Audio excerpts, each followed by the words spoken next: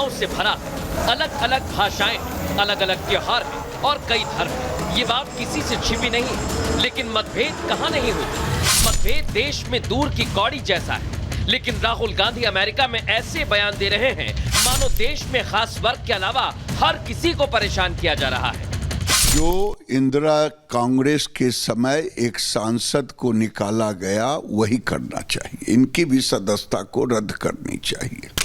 राहुल गांधी के बयान पर बीजेपी तो हमलावर है, और हमलावर हो भी क्यों ना, जो विदेशी नेता इल्हान उमर भारत विरोधी बयान देती रही हो, उससे राहुल गांधी ऐसे मिल रहे हैं जैसे कुंभ में बिछड़े भाई।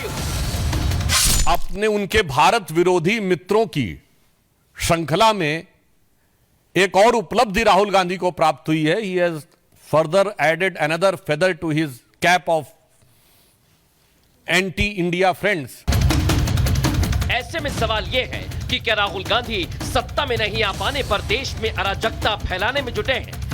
सवाल यह भी है कि आखिर विदेश में जाकर राहुल गांधी झूठ क्यों बोल रहे हैं? और सबसे बड़ा सवाल यह है कि देश के लीडर ऑफ ऑपोजिशन विदेश में जाकर लीडर ऑफ डिवीजन की भूमिका निभा रहे हैं। पूछता है भारत। शहजाद पूनावाला जी, अजय वर्मा जी, राहुल देव जी, समाजवादी पार्टी से दीपक रंजन है, आरजेडी से प्रियंका भारती हैं। शहजाद, मैं पहले आपसे पूछ रहा हूं, राजनेता तो आप भी हैं, फ्रस्ट्रेट आप भी अपने विपक्ष से होते होंगे। आप अपनी बात हर बार जैसे रखना चाहते हैं नहीं रख पाते होंगे। मैं मानता हूं हर एक राजनेता गोस थ्रू इट, बट देश के खिलाफ जो हैं और जो घोषित लोग हैं, हो सकता है बहुत पावरफुल हो, बहुत पैसे वाले हो, बहुत इन्फ्लुएंशियल हो, लेकिन देश के खिलाफ कौन जाता है? मोदी के खिलाफ जाओ ना। अगर राहुल को जाना है तो कांग्रेस को जाना है, वो तो है ही, उसमें क्या डाउट है।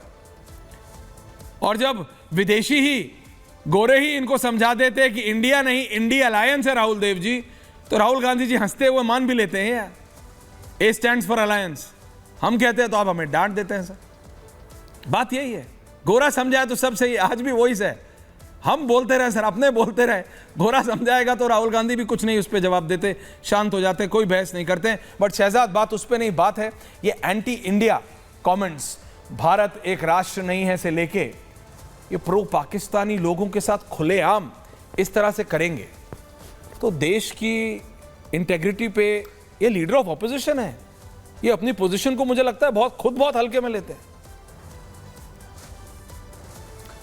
देखिए ऐश्वर्या जी, इस देश ने लीडर ऑफ ऑपोजिशन के रूप में ऐसे नेता भी देखे जैसे वाजपेयी जी। जब भारत का पक्ष रखने की बात आई जम्मू कश्मीर पर यूनाइटेड नेशंस में, तो नरसिम्हा राव, जिसको कांग्रेस अपनाती नहीं है, उन्होंने कहा वाजपेयी क्या तुम भारत का पक्ष रखोगे? और वाजपेयी ने बोला हाँ, हमारी राजनीति अलग अलग हो सकती है पर देश के विषय में, जम्मू कश्मीर के विषय में, अंतर्राष्ट्रीय मंच के विषय पर हम लोग एक ताकत है, जैसे पांडव और कौरव भी विदेशी ताकत के सामने एक हो जाते थे।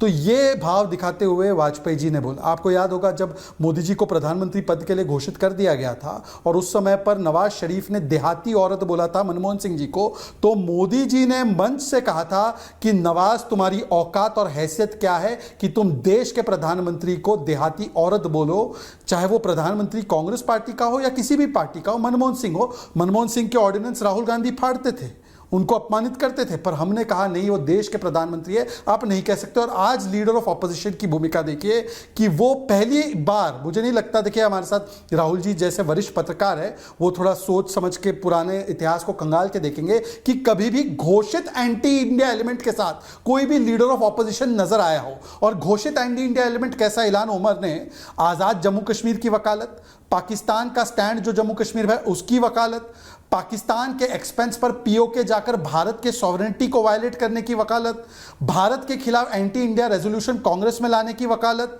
और हिंदुओं के खिलाफ मिस इन्फॉर्मेशन स्प्रेड करना। इतना एंटी इंडिया घोषित स्टैंड लेने वाले व्यक्ति के साथ कोई भी भारत का लीडर ऑफ ऑपोजिशन आज तक कभी नजर नहीं आया होगा। और ये कोई पहली बार नहीं है, जेरेमी कॉर्बिन के साथ भी आपको याद होगा, अब ये जो पत्रकार साहब बता रहे हैं, फजल साहब, उसके साथ भी बता रहे हैं। केवल ये नहीं, फिर आता है कि इलेक्शंस को रिग्ड बताना विदेशी धरती पर। देखिए तेलंगाना का चुनाव हो तो वो ठीक है, हरियाणा हिमाचल का चुनाव हो तो वो ठीक है, कर्नाटका का चुनाव हो ठीक है, सुप्रीम कोर्ट का फैसला इलेक्टोरल बॉन्ड पर ठीक है, सुप्रीम कोर्ट का फैसला राम मंदिर पर आ जाए तो सुप्रीम कोर्ट खतरे में है, लोकतंत्र खतरे में है। जब चुनाव मध्य प्रदेश में हार जाए तो चुनाव आयोग खतरे में है, लोकतंत्र खतरे में है। मतलब परिवार तंत्र को लोकतंत्र के ऊपर रखना। फिर तीसरी बात, आरक्षण खत्म करने की बात। लीडर ऑफ ऑपोजिशन संविधानिक पद पर पहली बार बैठने के बाद जो पहला अंतरराष्ट्रीय स्टेटमेंट राहुल गांधी का आता है वो ये है कि हम आरक्षण खत्म करना चाहते हैं, और किया भी है। जामिया एएमयू में किया है। ओबीसी आरक्षण को छीनकर मुसलमानों को कर्नाटका बंगाल में दिया है। रंगनाथ मिश्रा में एससी एसटी ओबीसी आरक्षण मुसलमानों को दे दिया जाए, यह वकालत की है। और एनसी उनके दोस्त मित्र कहते 370 हटाकर वाल्मीकि का आरक्षण खत्म करेंगे, यह बोला है। और उसी समय पर एलओपी के रूप में विदेशी धरती पर जाकर कहना कि आंबेडकर जी के आरक्षण को मैं खत्म कर दूंगा, सही समय आने दीजिए, तो यह बड़ा स्टेटमेंट देना। यह तीसरी बात। चौथी बात जो उन्होंने कही है महिलाओं के विषय में, उन्होंने कहा भारत के मर्दों का एटीट्यूड गलत है। आज की खबर बता रहा हूं ऐश्वर्या जी, ब्रेकिंग। लाल सिंह को टिकट मिला है। कौन है यह लाल सिंह? लाल सिंह कठुआ के बलात्कारियों के पक्ष में खड़े होने वाला व्यक्ति, जिसका इस्तीफा 2018 में मांगा, हमने दिया, हमने निकाला पार्टी से, हमने मंत्रालय से निकाला उसको। ना केवल उन्होंने 2024 के चुनाव का टिकट दिया, ना केवल उनको स्टार प्रचारक बनाया, आज जम्मू कश्मीर की लिस्ट में उस लाल सिंह का नाम है। तो मैं पूछता हूं कि कैसे कठुआ पर कैसे खामोश क्यों, कोलकाता पर खामोश, केरल पर खामोश, कन्नौज पर खामोश, और फिर बोलेंगे हम महिलाओं के लिए बोलते हैं और विदेश में जाकर भारत के मर्दों को, भारत की संस्कृति को कटघरे में खड़ा करते हैं। इसका मतलब साफ है कि यह है पप्पू। अब पप्पू सुनकर बौखलाइए मत। पप्पू का मतलब है purveyor and propagator of propaganda unlimited. Pappu, understand Aishwarya ji what is Pappu? नहीं, ये परवेयर एंड प्रोपेगेटर, ये आप अपना एब्रिविएशंस आप निकालेंगे कुछ, वो वहां से कुछ, ये एब्रिविएशंस की जंग राहुल जी हंस रहे हैं, ये एब्रिविएशंस की जंग में मैं नहीं पढ़ रहा हूं। लेकिन अजय वर्मा जी, राहुल जी के पास में जाने से पहले मैं कांग्रेस नेता का भी मैं प्रतिक्रिया लेना चाह रहा हूं। दीपक रंजन जी आ रहा हूं, अजय वर्मा जी, राहुल जी आ रहा हूं। अजय जी क्यों आप बोलिए ना कि मोदी की पॉलिसीज कितनी खराब है, आप बोलिए ना कि बीजेपी क्या नहीं कर रही और कांग्रेस क्या करेगी, आप बोलिए ना जनता ने आपको 40 से दोबारा 99 सीट तक पहुंचाया। आप कहते हैं मतलब आपके हिसाब से चलूं तो आप तो 999 तक पहुंचने का टारगेट रखे हुए। लेकिन मैं इतना कह रहा हूं, एंटी इंडिया स्टेटमेंट्स के साथ क्यों, देश विरोधी लोगों के साथ क्यों, देश के खिलाफ क्यों? देश के खिलाफ तो अजय जी आप भी नहीं है, मैं आपको जानता हूं, आप कांग्रेस पार्टी में, आपके साथ हम कितने साल से डिबेट कर रहे हैं, आप तो नहीं है देश विरोधी। फिर राहुल गांधी जी को कोई समझाता क्यों नहीं है कि देश विरोधी लोगों के साथ क्यों, जो पाकिस्तान के साथ खड़े हैं, जो चीन के साथ खड़े हैं, उनके साथ हमारे लीडर ऑफ ऑपोजिशन क्यों क्यों? राहुल जी। ऐश्वर्या जी, हाँ अजय जी सॉरी। ऐश्वर्या जी, अब जो आईटी सेल अपना एजेंडा लिख के पायरेटेड सीडी बदल देता है, वो लिख के हमें देगा कि लीडर ऑफ ऑपोजिशन क्या बोले, अब उनके हिसाब से चलाएं हम देश। नहीं मत चलाइए, मैं आपसे पूछ रहा हूं, अपनी पार्टी चलाएं। नहीं मैं आपसे पूछ रहा हूं, शहजाद के हिसाब से नहीं, भारत की जनता के हिसाब से, ओनली 3 पीपल की। मैं अजय जी आप ही से बोल रहा हूं, शहजाद के हिसाब से नहीं, भारत की जनता के हिसाब से, पाकिस्तान के हिसाब से तो नहीं बोलेगा ना भारत का लीडर ऑफ ऑपोजिशन। इतना लंबा पूछा जी, बोलिए।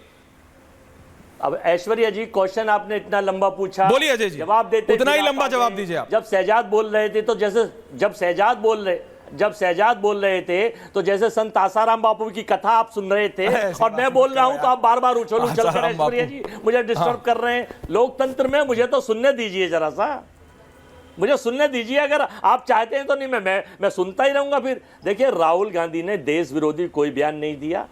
देश विरोधी बयान देश के प्रधानमंत्री जी ने रशिया में जाके दिया था, उस पर आपने कुछ नहीं बोला। उन्होंने कहा था कि 2014 से पहले भारत हताशा और निराशा में, रूस में अभी पुतिन के यहाँ जाके नरेंद्र मोदी जी ने दिया कि पूरा भारत हताशा और निराशा में जी रहा था। अरे चलो, हम तो अपोजिशन के लोग हैं। अटल बिहारी वाजपेयी जी की माननीय की सरकार रही थी 99 से 2004 के बीच। अटल जी मेरे ख्वाब में आए, उन्होंने कहा ये घमंडी लोग मुझे भी बेइज्जत कर रहे हैं, 5 साल मुझे भी नहीं बख्शा। कितने बड़े घमंडी हैं, और घमंड तो ना दुर्योधन का रहा, ना कंस का, ना रावण का रहा। सुन लीजिए, तो और तो आदमी के, मैं शायद बायोलॉजिकल जो लोग हैं। अच्छा, अब अमेरिका पे सुन लीजिए, अगर आपको सांसद पे वो देश विरोधी लगता है और आपको लगता है कि वो खतरनाक है, तो अमेरिका को चिट्ठा के अपना विरोध दर्ज कराइए। अरे मैं आपसे पूछ रहा हूं, आपको क्या लगता है ये बताओ। पता चल जाएगा अमेरिका से कि वो विदेश। जो इल्हान उमर बोले कि कश्मीर पाकिस्तान को दे दो, और बताना चाहता हूं, वो आपके हिसाब से भारत के साथ है कि पाकिस्तान के साथ है? सिंपल सा सवाल है, आप बता लो।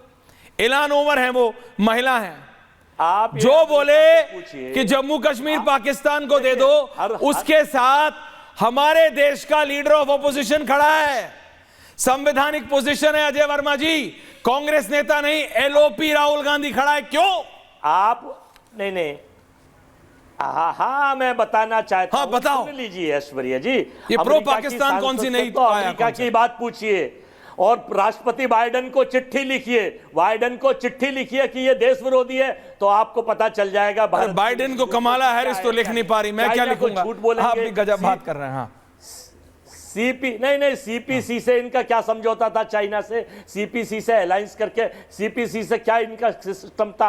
और सुन लीजिए जयशंकर जी के बेटे के क्या रिलेशन है, अगर मैं आपको बार बार बताऊं चाइना पे, और कब्जा कर रखा है। लेकिन यह शहजाद एक झूठ की किताब लेके चाइना पे कब्जा कर लिया आपने? ज्ञान बांटते ये तो हैं बड़ी खुशी की और बात। केवल अपोजिशन के नेताओं को, ये क्या बोल रहे हैं आप, मैं समझ नहीं पा रहा। केवल अपोजिशन के नेताओं को विरोध दर्ज कराते हैं, झूठ बोलते हैं। भाटिया जी, आ रहा हूं। राहुल गांधी ने ऐसा बयान नहीं दिया।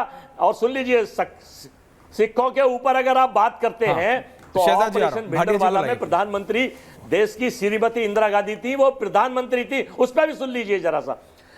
जरा सा नहीं, 84 से पूरा सा ज्यादा सुनूंगा मैं। जवान मारे गए थे और 250 से जवान घायल हुए।